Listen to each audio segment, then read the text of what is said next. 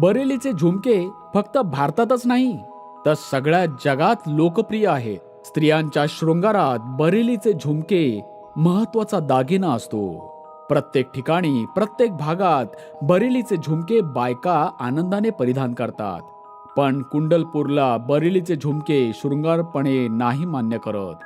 कुंडलपुरात ही एक भूताची धमकी आहे की जी बाई बरेलीचे झुमके शृंगारेल तिला स्वतःचा जीव व संपत्तीचं नुकसान होईल.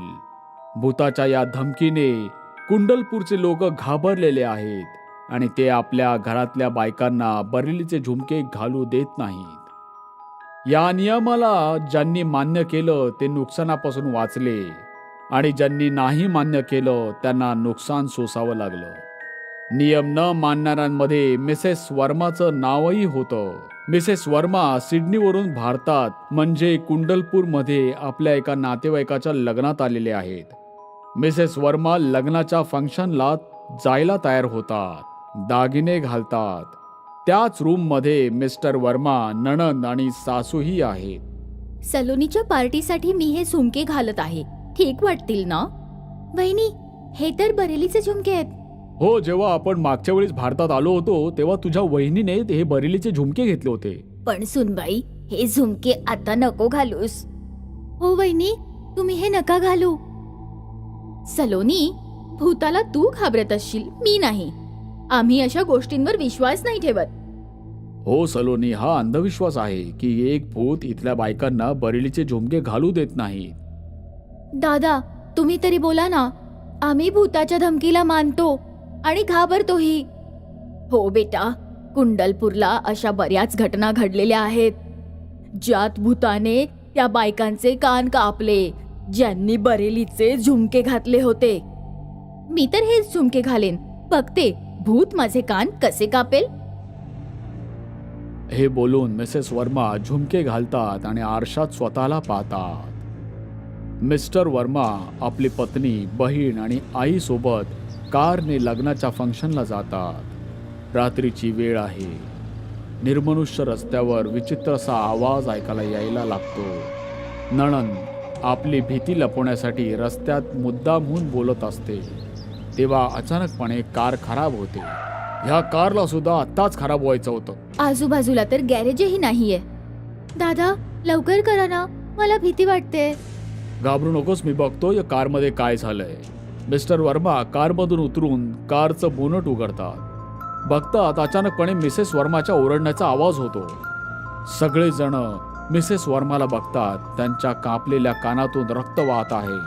झुमके गायब झाले आहेत आणि कारच्या काचेवर रक्ताने एक सूचना लिहिलेली आहे. कुंडलपूरमध्ये बरेलीचे झुमके घालणं गुन्हा आहे. बघा, माझ्या कानातून किती रक्त वाहत आहे. सुनबाई, आम्ही सगळ्यांनी नको सांगितलं होतं, पण तू ऐकलंच नाहीस. वहिनी, आता तरी विश्वास बसला ना की कुंडलपूरचं भूत अंधश्रद्धा नाही, खरं आहे. माझे झुमके. आता तर मलाही मान्य करावं लागेल की हा अंधविश्वास नाहीये. बाळा, जे झालं ते विसरून जा. चल, लग्नाच्या पार्टीत सगळेजण वाट पाहत असतील. बघतो कार बरोबर झाली की नाही. तो कारमध्ये येऊन बसतो, स्टार्ट करतो आणि कार चालू लागते. मिस्टर वर्मा आपल्या कुटुंबासोबत लग्नाच्या हॉलमध्ये येतात. तिथे बऱ्याच बायकाही आहेत आणि त्या घटनेवर बोलायला लागतात. काय मिसेस वर्मांबरोबरही तसंच झालं? हो ताई, त्यांचे झुमकेही पळवले आणि कानही कापले. काय तुम्हाला कोणी सांगितलं नाही की इथे बायका बरेलीचे झुमके घालत नाहीत? मिसेस वर्मा गप्प बसतात. जे होणार असतं ते कोण टाळू शकतं? माहित नाही. किती दिवस अजून आपल्या गावात हे होतच राहील. कुंडलपूरच्या भूताला बरेलीच्या झुमक्यांची काय दुश्मनी असेल? मला माझ्या झुमक्यांच्या बद्दल काही वाटत नाही, पण एका भूताच्या धमकीला आपण किती दिवस घाबरत बसणार? हो, बरोबर बोलते ही. मिसेस वर्मा बरोबर बोलत आहेत. आपण कधीपर्यंत कसं घाबरायचं? हे भूत आपल्याला बरेलीच्या झुमक्यांपासून कधीपर्यंत दूर ठेवेल? आपल्याला या भूताविरुद्ध ऍक्शन घ्यावीच लागेल. वहिनी, पण कसं? आपण भूताला काय करू शकतो? एकतेमध्ये खूप शक्ती असते. सोनबाई, तुला नेमकं काय म्हणायचं आहे? उद्या गावातल्या सगळ्या बायका या लग्नाच्या हॉलमध्ये बरेलीचे झुमके घालून येतील. काय? नाही नाही, माझे कान तर आधीच कापलेले आहेत. घाबरू नका, मी जसं सांगते अगदी तसं करूया. उद्या सगळ्या गावातल्या बायकांना इथे येण्याचं निमंत्रण द्या आणि सगळ्यांना सांगा की त्या बरेलीचे झुमकेच घालून येतील. आता बघूया उद्या भूत जिंकेल की बरेलीचा झुमका. सगळ्या बायका सहमती दर्शवतात. कुंडलपूरला हे सांगितलं जातं की आज सगळ्या बायका बरेलीचे झुमके घालूनच लग्नाच्या हॉलमध्ये येतील. बायका ह्यावर हैराण होतात. त्यांचं बोलणं आधीपेक्षा आणखीनच वाढतं. सगळ्या बायका यावरून काळजीत पडतात की काय करावं. बरेलीचा झुमका त्यांच्या गळ्याचा फास होऊन जातो. गावातल्या बऱ्याच बायका विहिरीजवळ जमा होतात आणि यावर चर्चा करत आहेत. मिसेस वर्माने आपल्या सगळ्यांना धर्मसंकटात टाकलं आहे. अरे, धर्मसंकट तर भूताने उभा केलं आहे, जो आमचे कान कापत आहे. ताई, तुम्ही काय विचार करता? आम्हाला झुमके घालून लग्नाच्या हॉलमध्ये जायला हवंय. माझी इच्छा तर आहे, पण माझा नवऱ्याची इच्छा नाहीये. पण माझं ऐकलं तर आपल्याला भूताबरोबर लढावंच लागेल. हो, लढायचं तर मिसेस वर्माने ठरवलंय. आता आपल्याला त्यांची साथ द्यायला हवी. मी तर त्यांच्या बरोबर आहे. मीही त्यांच्या बरोबर आहे. आपण सगळ्या त्यांच्या बरोबर आहोत. म्हणजे आज आपण सगळ्याजणी बरेलीचे झुमके घालून यायचं. हो, आपण सगळ्याजणी बरेलीचा झुमका घालायचा. सगळ्या बायका लग्नाच्या हॉलमध्ये जमा झाल्या आहेत. लग्नाचा हॉल सजवलेला आहे. सगळ्या बायकांनी बरेलीचा झुमका घातलेला आहे. हॉलमध्ये सगळ्या वयाच्या बायका आलेल्या आहेत. मिस्टर वर्मांबरोबर 2-4 पुरुषही आहेत. लग्नाच्या हॉलमध्ये सगळ्या बायका म्युझिकवर नाचत आहेत. गाणं वाजतंय, झुमका गिरा रे बरेली के बाजार में. मिस्टर वर्मांबरोबर बाकीचे पुरुष डान्स एन्जॉय करतायत आणि सतर्कही आहेत की तेव्हा अचानक एक बाई ओरडते, माझे कान. सगळेजण तिच्याकडे बघायला लागतात. तिचे दोन्ही कान कापले गेलेले आहेत आणि झुमके गायब आहे. तेव्हा दुसरी बाई ओरडते, माझे झुमके. सगळे त्या बाईलाही बघतात. तिच्या कानातूनही रक्त निघत आहे आणि झुमके गायब आहे. लगेच नाचणं थांबतं. हॉलचा दरवाजा बंद होतो आणि योजनेनुसार गाणं बंद करून शिवस्तोत्र चालू होतं. भूत, तू कोणीही असशील, समोर ये. लपून बायकांवर हल्ला करणं भेकडपणा आहे. आता आम्ही तुला जाऊ देणार नाही.